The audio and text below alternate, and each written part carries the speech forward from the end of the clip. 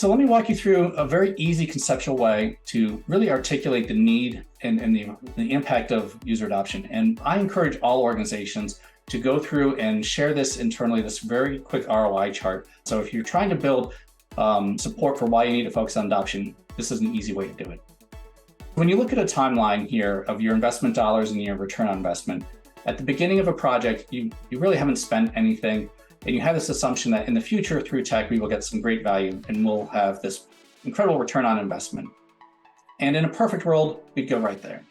But it's not a perfect world. It's very complex, and getting technology implemented and adopted is very challenging. And the reality is, most organizations, they spend a lot of time up front doing their vendor selection, checking references, getting requirements, going through the whole implementation process, cleaning data, transitioning systems, training people, and eventually they go live.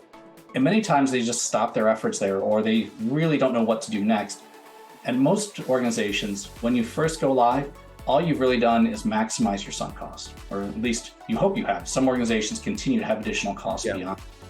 When you go live, most organizations, you've maximized your sunk costs, but the reality is there's still this cost recovery curve you need to come up to before you even break even on your investment.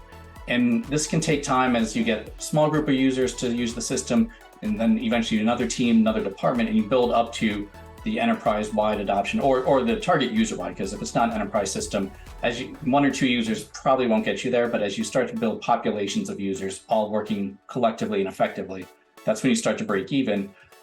Most organizations, if they break even, and not all of them do, it will happen much farther in the future than they expect to happen.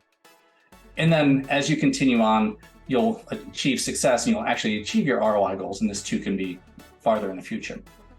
One other thing I do like to highlight here, this chart is a point in time snapshot of, okay, we've achieved our success, but what are the guarantees that 3, 5, and 10 years down the road, we will maintain that success? Because it's very easy, just like the investment in your portfolio and your retirement accounts, you may be up one year, but down the next if people stop using your tech investment or you stop paying attention to it. So success is not guaranteed in the future just because you achieve it at one point.